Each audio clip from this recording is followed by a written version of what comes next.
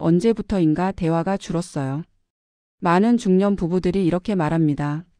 하지만 그 말 속에는 단순한 거리감이 아니라 마음의 연결이 느슨해졌다는 신호가 담겨 있습니다. 오늘은 그 잃어버린 대화의 온기를 되찾는 방법에 대해 이야기하려 합니다.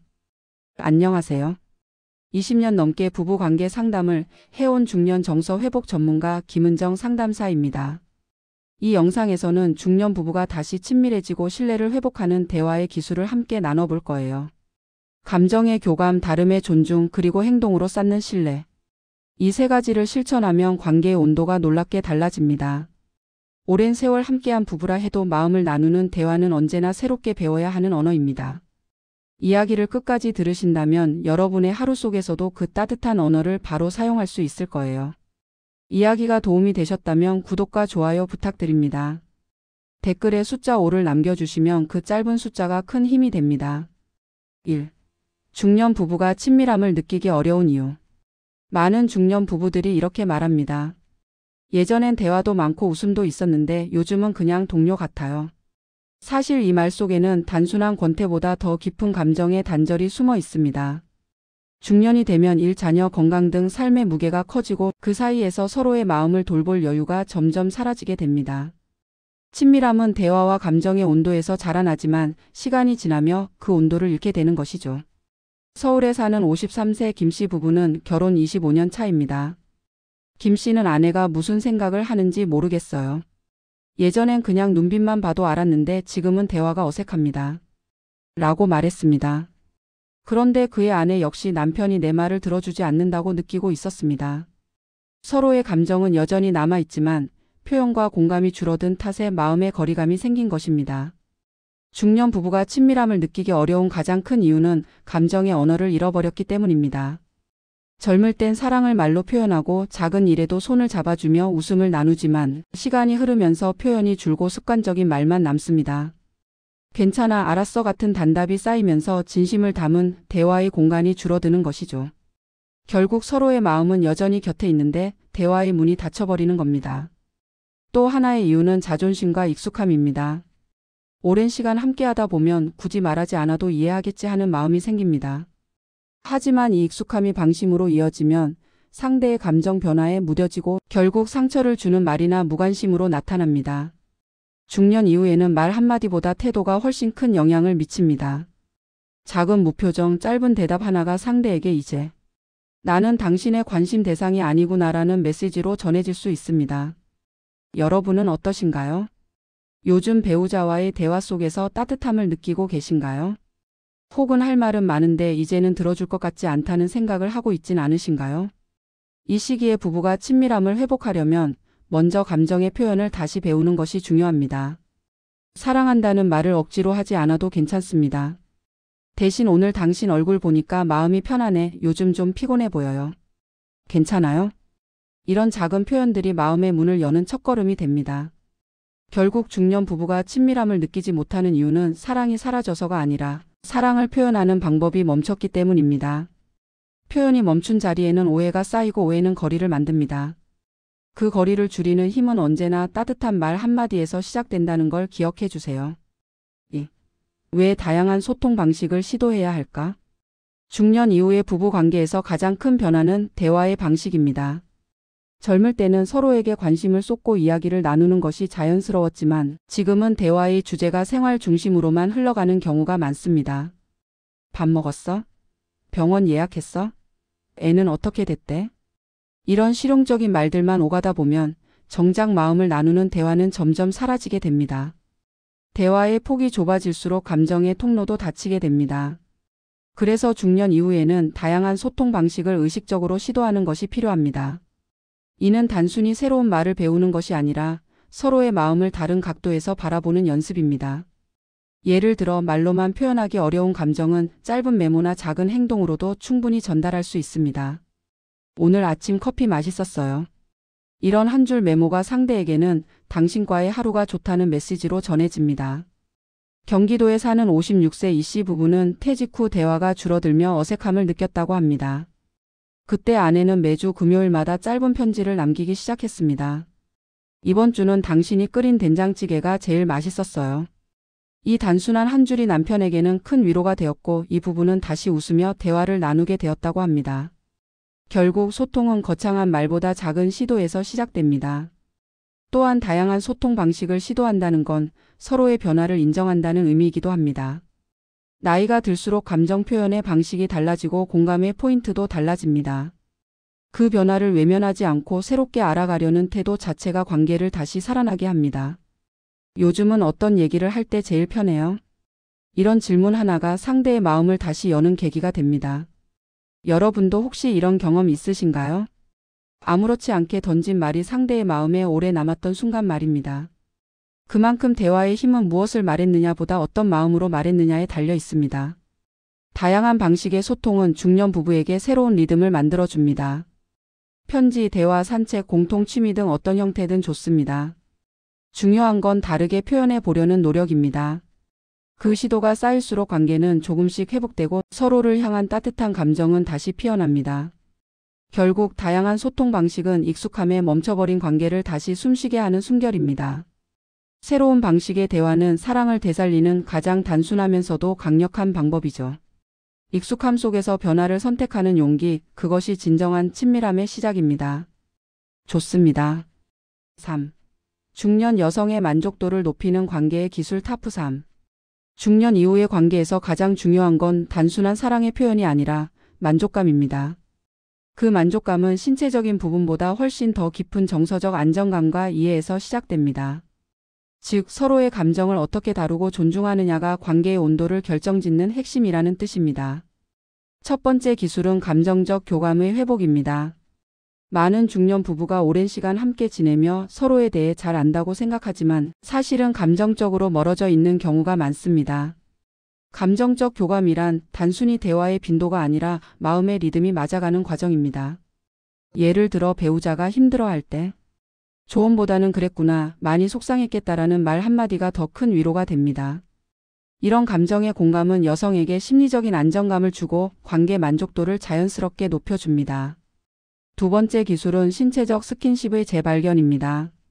스킨십은 단순히 신체적인 접촉이 아니라 마음의 거리를 좁히는 언어입니다.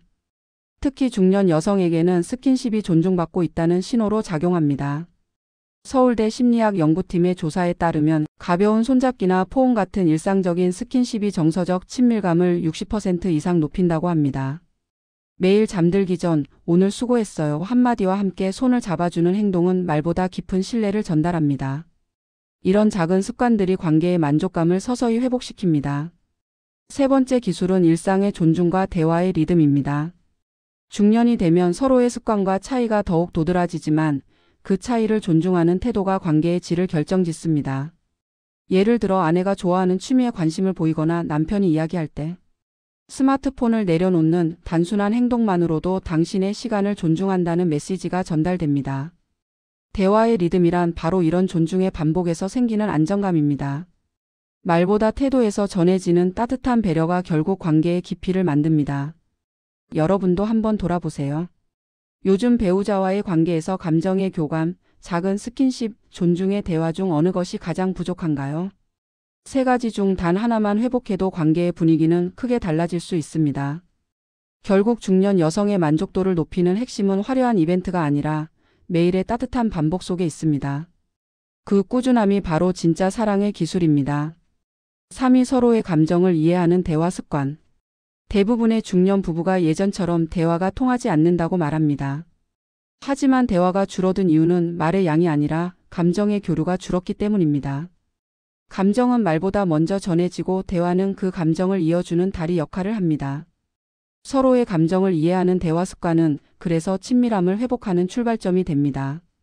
서울에 사는 54세 윤 씨 부부는 서로 말수가 적어졌다고 느꼈습니다. 남편은 요즘 아내가 나한테 냉담하다고 말했고 아내는 남편이 내 말을 들어주지 않는다고 했죠. 사실 두 사람 모두 같은 외로움을 느끼고 있었습니다. 문제는 말이 아니라 공감의 부재였던 겁니다. 감정을 이해하는 대화란 상대의 말을 고치는 것이 아니라 그 감정을 알아차리고 받아주는 대화입니다.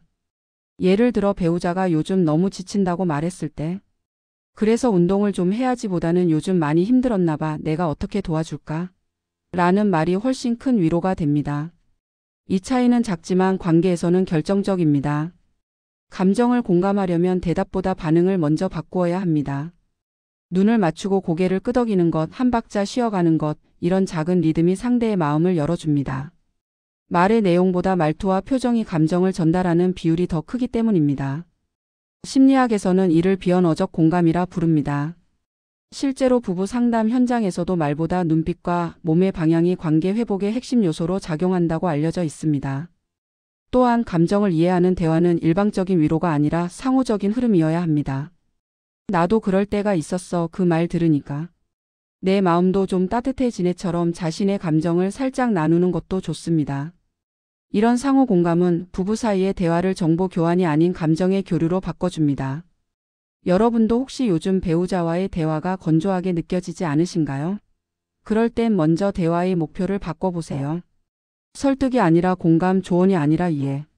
그렇게 마음의 문을 여는 연습을 시작하면 대화는 다시 관계의 온기를 되찾게 됩니다. 결국 서로의 감정을 이해하는 대화 습관은 부부 관계의 기본기이자 오랜 세월에도 변하지 않는 가장 확실한 친밀함의 기술입니다.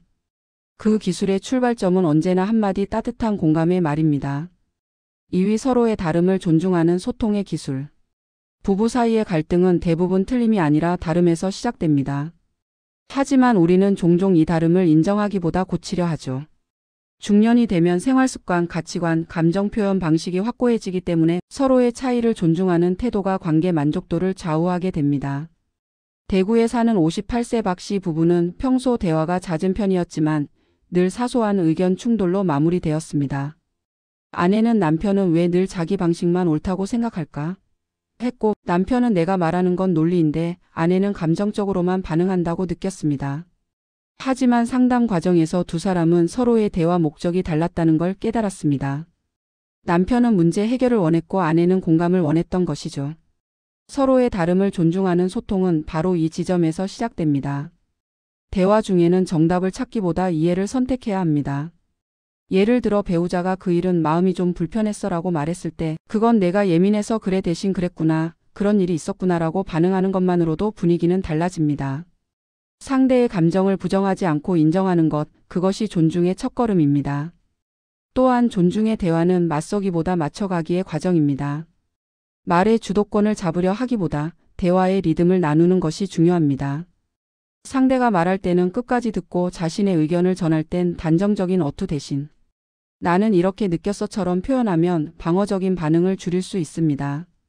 이 기술의 핵심은 상대를 바꾸려는 의도가 아니라 다름 속에서 공통점을 찾아가는 태도입니다.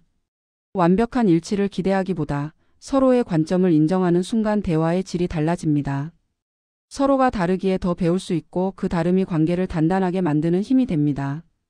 결국 다름을 존중하는 소통은 중년 부부가 오랜 세월 동안 서로를 새롭게 이해하게 만드는 지혜입니다. 말의 싸움이 아닌 마음의 대화를 이어가려는 노력 속에서 관계는 조금씩 더 따뜻해집니다. 그 차이를 받아들이는 순간 사랑은 다시 성숙해집니다. 1위, 서로에게 신뢰를 주는 행동의 힘. 중년 이후의 관계에서 진정한 친밀함을 만드는 것은 말보다 행동입니다. 신뢰는 하루아침에 생기지 않지만 작은 행동의 반복을 통해 서서히 쌓입니다. 그리고 그 신뢰가 깊을수록 대화는 편안해지고 관계는 다시 따뜻해집니다.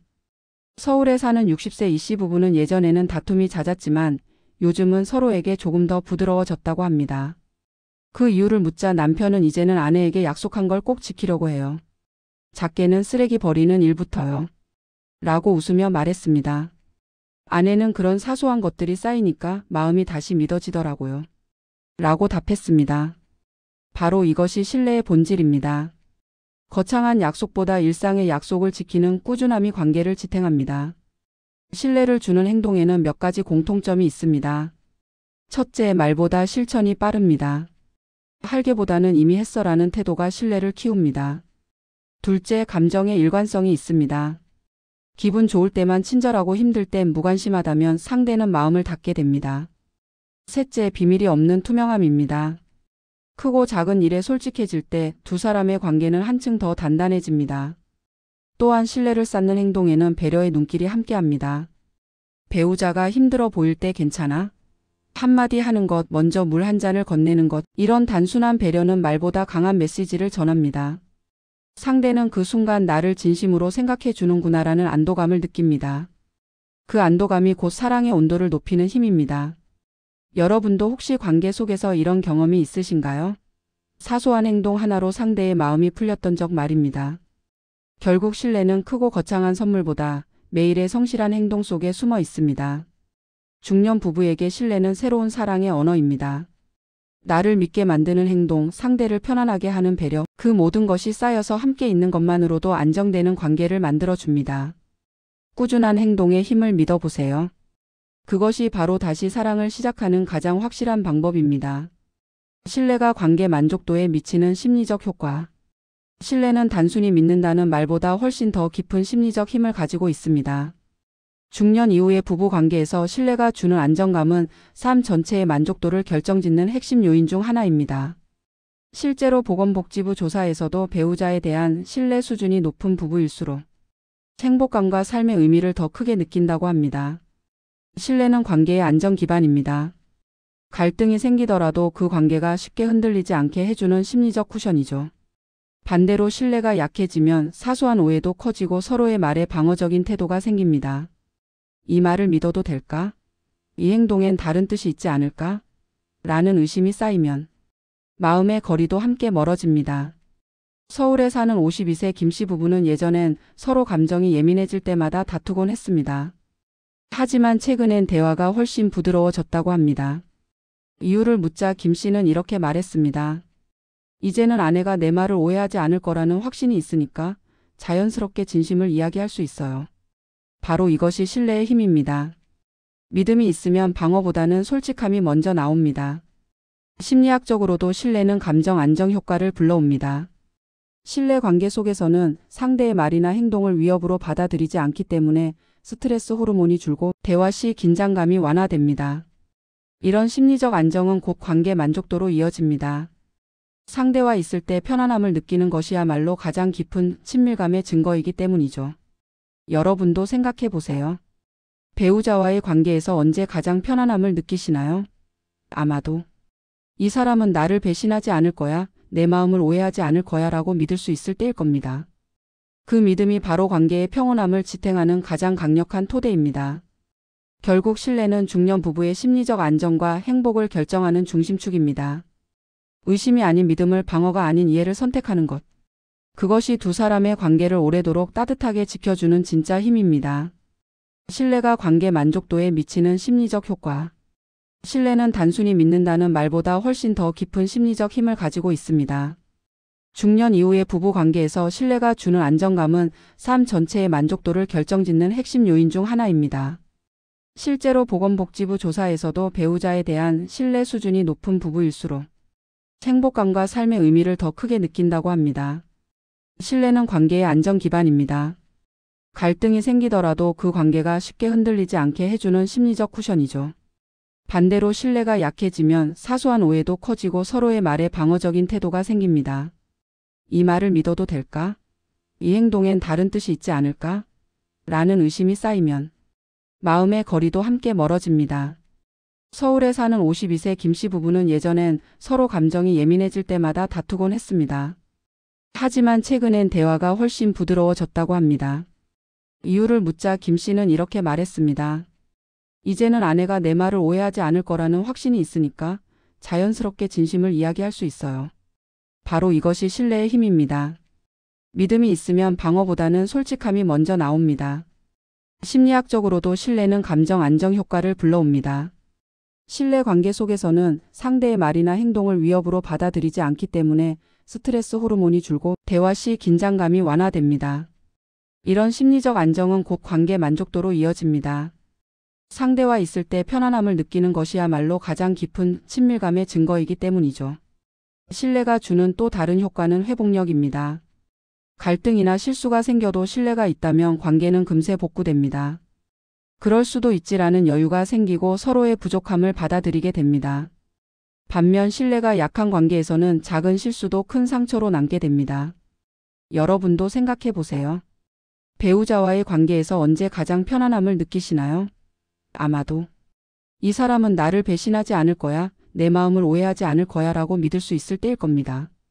그 믿음이 바로 관계의 평온함을 지탱하는 가장 강력한 토대입니다.